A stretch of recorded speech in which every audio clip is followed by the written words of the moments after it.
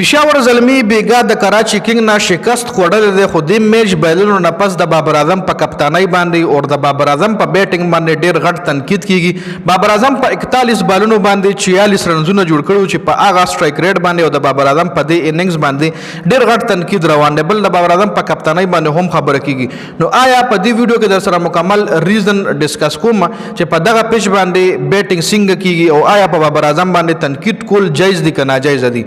اوورال که زه په میچ باندې خبرو کوم نو بابر اعظم په دې میچ کې آوټسټینډینګ کپتانی کړې ده.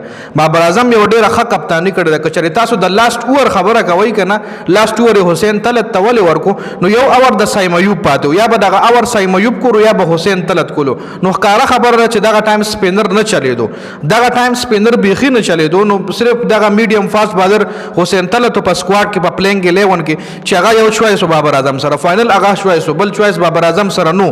بل بابر اعظم په دغه میچ کې په پلینګ 11 کې کېدای شي غلطي کړې وي چې یو بالر یې کم ایستلی و، ځکه د کراچي چې کم وکټ ته که نه دا میچ د کراچي په ګراونډ باندې و. د کراچي کم پچ جوړ دی دا د اسټرالیا نه خاور راغلی او د اسټرالیا خاورې نه دغه پچ جوړ شوی دی. په دغه پچ چې تر اوسه پورې څومره میچز هم شوي دي نو په دغه پچ باندې لوویسټ سکور کیږي، کم سے کم سکور کیږي. دې نه مخکې د کراچي کینګ او د اسلام آباد یونایټډ میچ و چې اسلام آباد یونایټډ ټیم د کراچي کینګ لوبه په 128 رنزونو آوټ کړې وه. د کراچي کینګ لوبډلې 128 رنزونه دې نه مخکې میچ کې هم په دغه ګراونډ باندې جوړ کړي وو، ځکه پچ چې کوم دی د اسټرالیا خاوره ده. چونکې پی ایس ایل منیجمنټ له نو پکار چې دا ایکسپیریمنټ په پی ایس ایل کې کولو، ځکه پی ایس ایل یو غټ لیګ دی، دنیاي ګوري، های ولټیج میچونه آډینس کتل غواړي، زیات سکور آډینس کتل غواړي. خو د کراچي په وکټ باندې بیګانې چې کوم میچ شوی د کراچي او د پېښور د اخرنی میچ، اوس ملتان کې به میچونه کیږي وروره، خو وکټ چې کوم وه سخته وکټ وه، په دې باندې بیټینګ ډېر کم کیږي. بل که چېرې تاسو وایي ډېر ملګرو لکه ما اکثر میسیجز وکړل چې بابر اعظم سره د اور کمې راتلو نو د سایم ایوب یا د حسین طلعت اورونه به په لسم یو لسم دو لسم دی اورونو کې ختم کړو چې اخیره کې د سره فاست بالر وي. نو یو خبره د سره کلیر کم بابر اعظم کپتانی ټوله ښه کړې ده. بابر اعظم خپل پرایم بالران استعمالول ځکه ډیوډ وارنر په 19 اور کې آوټ شو. نو بابر اعظم رسک نشو وایستی چې د سایم ایوب ټوله اورونه ختم کړی وي یا حسین طلعت ته په 11 12 اور کې ور کړی وي، ځکه ډیوډ وارنر په کریز باندې موجود یو ډینجر کلاړی دی. د ډیوډ وارنر په وجه باندې هغه دغه اور نشو ورکول، رسک نشو اغشتلی، نو هغه اور بیا اخر ته لاړو. خیر د بابر اعظم کپتانی په اورال میچ کې ښه کپتانی وه. که په بیټینګ باندې زه خبرو کوم نو پیچ چې کوم سخت پیچ و، ډیوډ وارنر سټرایک ریټ، نور د نورو کلاړیانو سټرایک ریټونه به تاسو له په دې سکور کارت کې ښکاره شي. سکور کارت طرف له راځو تاسو له په سکرین باندې ښکاري. پېښور زلمي 147 رنزونه جوړ کړي وو، 8 کلاړیان یې آوټ، 6 اورونه مکمل واخلي وروره. بابر اعظم په 41 بال 46 رنزونه 112 سټرایک ریټ سره بیټینګ وو چوکي. سایم ایوب 8 بال 4 رنزونه، سایم ایوب چې خپل 8 بال 4 رنزونه کړي دي. سایم ایوب ګوره انجری نه ریکور شوی دی. سایم ایوب له پکار دي چې هغه بس اوس واپس یو کې خپل کرکټ له خو سکور کې پېښور زلمي دپاره ښه کیډمور چې کوم دی 6 بال 7 رنزونه. محمد حارث تاسو ګورئ د هغه سټرایک ریټ 133 دی په 21 بالونو 28 رنزونه.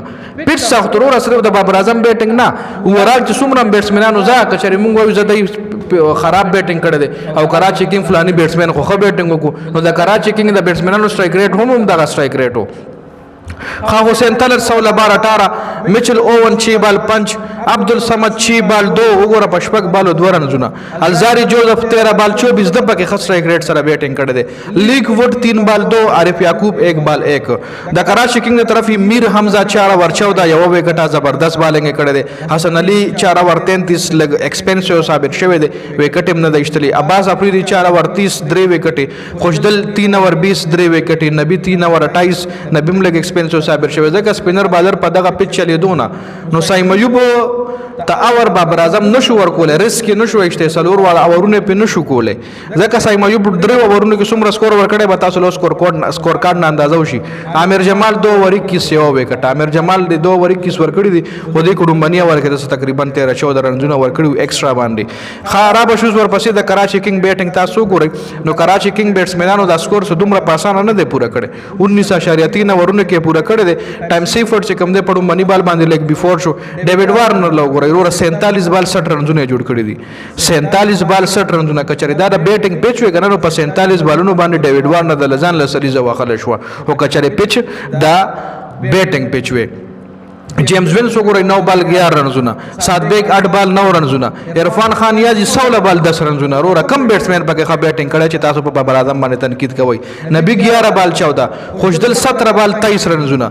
خوشدل چې کم دی نټ آوټ هم پاتې شوی، خوشدل یو دوه چکې اخر کې وواله، خو اخر کې خو بس هارو والا کې هارو یا مارو کې صحیح وروره د خو بیا تاسو را گنجائش وینه. عباس افریدی 5 بال 2، عامر جمال 2 بال 1، حسن علی 3 بال 6. د پېښور زلمی طرف لیکوډ 4 اور 28 3 وکټې زبردست بالنګ کړي، خو اخرنی اور کې خراب شو. الزاری جوزف 4 اور 36 یو وکټه لګ ایکسپنسیو بالنګ کړي دي. علي رضا 4 اور 32 2 وکټې، سایم ایوب 3 اور 20 مطلب 6.7 اکانومي سره د بالنګ کړي. سلورم اور دله دغه ټایم کې بابر اعظم نشو ورکولې، هغه ټایم ډیوډ وارنر بس هغه هټ کولو کوشش کولو. نو بابر اعظم کپتانی ښه کپتانی کړي. عارف یعقوب 4 اور 18 یو وکټه ښه بالنګ کړي دي. حسین طلعت 3 بال کړي دي او 9 رنزونه ور کړي دي. اوس وکټ چې کوم وا سخت وکټ وا بیټسمنان په فیل کېدل، د بیټینګ وکټ ونه، د بیټینګ پچونه. بابر اعظم یو بالر کم اشتله، خو کچره بالر زیات کولو نو ته بیټسمن کمې دو. بیټسمن به ډراپ کول، عبدالصمد به یا ډراپ کول، یا به میچل اوون ډراپ کولو، یا به حسین طلعت ډراپ کولو. نو دلته بیا بابر اعظم په دغه لکه بعض ټایم کې بیټسمن چې بعض ټایم کې کپتان چې کوم ویغه فیصله لګ ګران شي. نو کراچي کینګ دا میچ ګټل دي په 2 وکټو باندې. پېښور زلمی نه پېښور زلمی سلور میچونه کول، ټوټل سلورو کې صرف یو میچ ګټل دي جی. دا مکمل سکور کارډ او مکمل د میچ ډیټیلو د ویډیو کتلو زیاته مننه. ویډیو ضرور مخکې ملګرو سره شریک کړئ. والسلام.